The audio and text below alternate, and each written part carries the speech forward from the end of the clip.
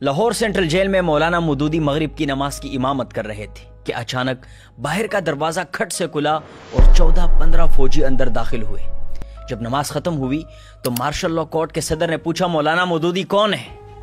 مولانا نے کہا، میں ابو الاعلیٰ مودودی ہوں۔ تو اس نے کہا، آپ کو قادیانی مسئلہ کتاب لکھنے پر موت کی سزا دی جاتی ہے، اس کے خلاف کوئی اپیل نہیں ہو سکتی۔ ہاں، آپ گورنر جنرل سے رحم کی اپیل کر سکتے ہیں۔ مولانا نے بلا توقف فرمایا، مجھے کسی سے کوئی رحم کی اپیل نہیں کرنی ہے۔ زندگی اور موت کا فیصلہ زمین پر نہیں، آسمان پر ہوتے ہیں۔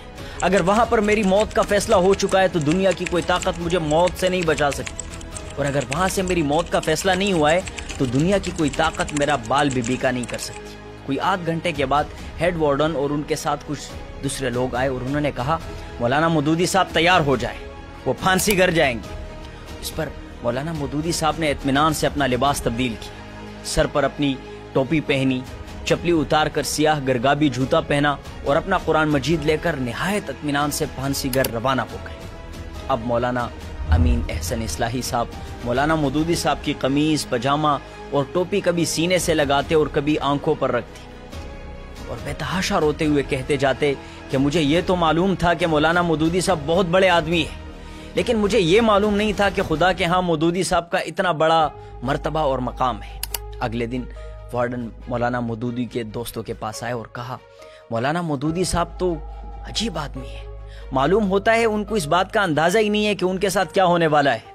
وہ پھانسی گھر گئے، وہاں کا لباس پہنا، جنگلے سے باہر پانی کے گھڑے سے وضو کیا اور عشاء کی نماز پڑھی اور ٹاٹ پر لیٹ کر تھوڑی دیر بعد خراٹے مارنے لگے۔ حالانکہ ان کے آس پاس پھانسی گھر کے دوسرے قیدی چیخو پکار میں مصروف تھے۔ مولانا مودودی صاحب کو پھانسی کی سزا کا اعلان ہوتے ہی ملک بھر میں ہی نہیں بلکہ دنیا بھر میں احتجاج شروع ہو گئے۔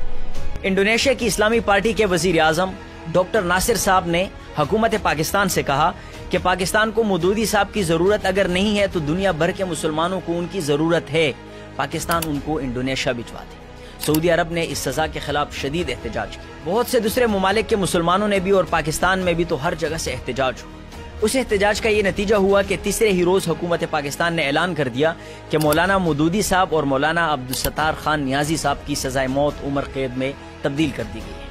اس لیے مولانا مودودی صاحب کو پھانسی گھر سے جیل کے بی کلاس وارڈ میں منتقل کر دیا گیا۔ سید ابو الاعلیٰ مودودی صاحب کی عمر قید 14 سال قید بامشقت کی تھی۔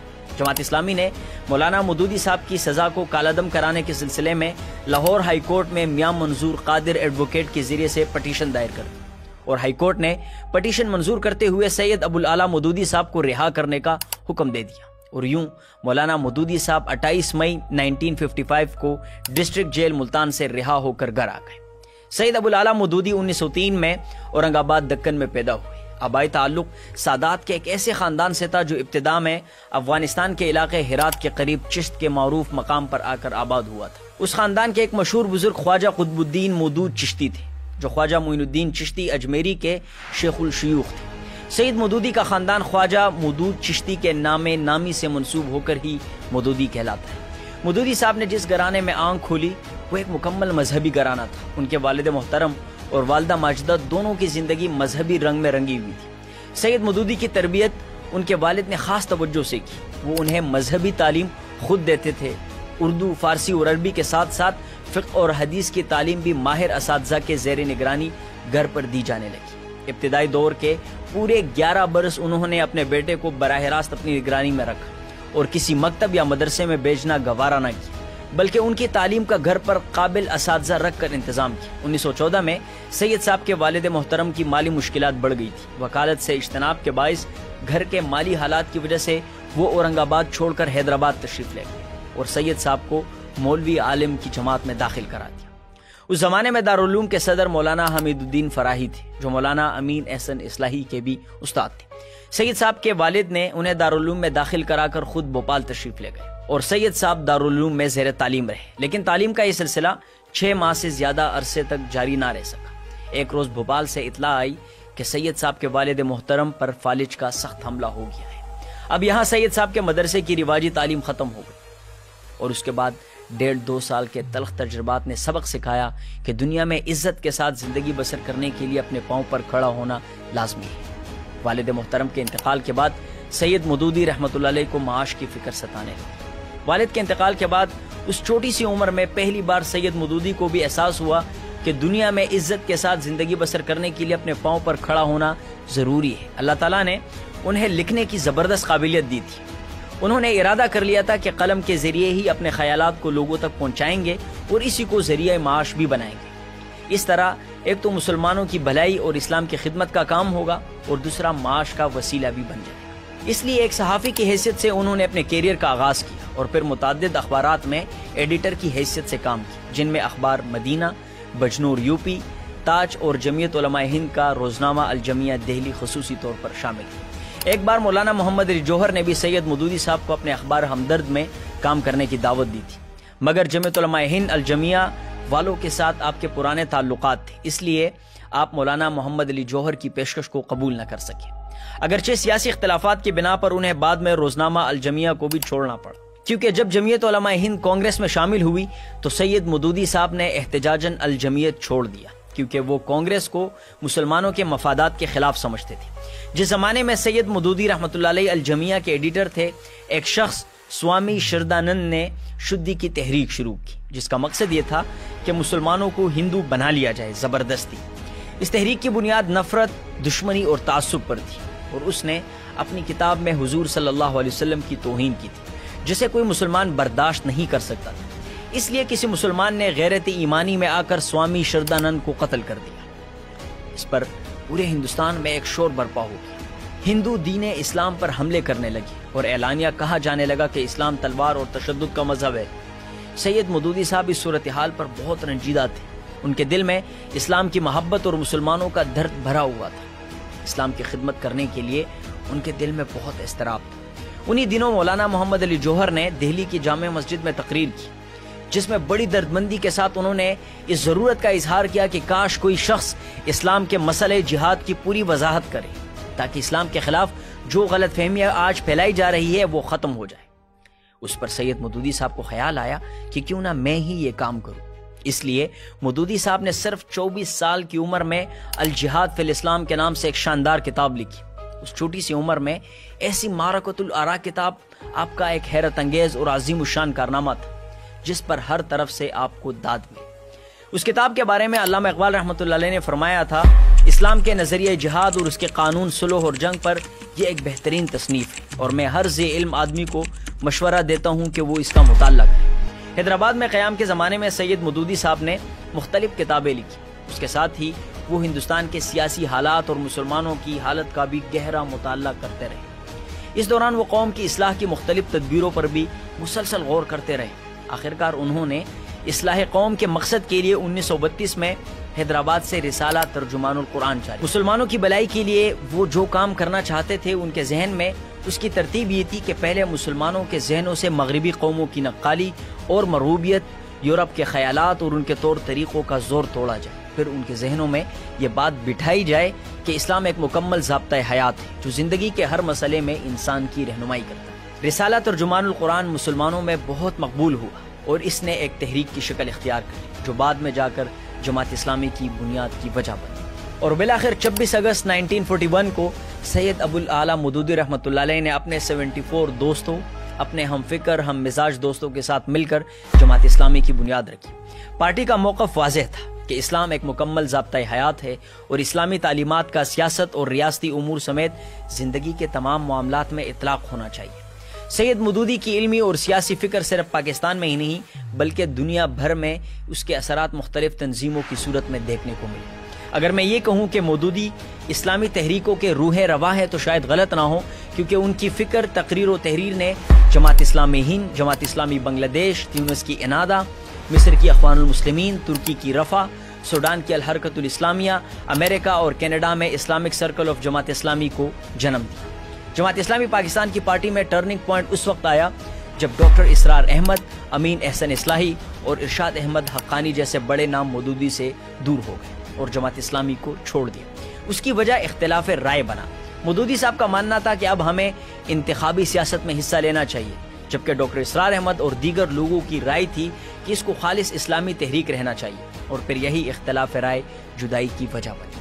سید ابو الاعلیٰ مودودی رحمۃ اللہ علیہ ایک سیاسی، علمی، فکری شخصیت تھی۔ انہوں نے اپنے قلم کے ذریعے پوری دنیا میں ایک انقلاب برپا کر دیا ہے۔ مودودی صاحب نے الجہاد فی الاسلام کے بعد ترجمان القرآن، پردہ، مسئلہ ملکیت زمین، سود، اسلام اور جدید معاشی نظریات، تنقیحات، تفہیمات، قرآن کی 4 بنیادی اصطلاحیں، سنت کی آئینی حیثیت، اسلامی تہذیب اور اس کے اصول و مبادی، دینیات، خطبات، تفہیم القرآن اور خلافت و ملوکیت جیسی شاہکار کتابیں لکھی۔ ان تمام کتابوں میں علماء کرام کو تفہیم القرآن میں کچھ جگہوں پر شدید اختلاف ہے۔ تفہیم القرآن اچھی تفسیر ہے، لیکن اس میں بعض مسئلے مودودی صاحب مرحوم نے امت کے خلاف لکھے، اللہ ان کی مغفرت فرمائے۔ اور اس کے ساتھ خلافت و ملوکیت نے دنیا بھر میں ایک ہنگامہ کھڑا کر دیا۔ ہر طرف سے مولانا پر شدید تنقید ہوئی۔ لوگوں نے فتنہ مودودیت کے نام سے سید صاحب کے خلاف مہم شروع کر دی، اور بعض لوگوں نے یہ نعرہ بھی لگایا، 1 مودودی 100 یہودی۔ یہ نعرہ کیوں لگا، تنقید کیوں ہوئی؟ وجہ صرف ایک تھی کہ مودودی صاحب نے اپنی کتاب خلافت و ملوکیت میں حضرت عثمان رضی اللہ تعالیٰ عنہ کے حوالے سے اپنے قلم کی تیزی دکھائی اور صحابہ کرام کے لیے غیر محتاط انداز اپنایا۔ اس معاملے میں مجھے مولانا مودودی صاحب سے شدید شکایت ہے اور شدید رنج ہے۔ اکثر لوگ کہتے ہیں کہ خلافت و ملوکیت اپنی اصل شکل میں موجود نہیں ہے، اور یہی بات مفتی طارق مسعود صاحب نے بھی کی ہے۔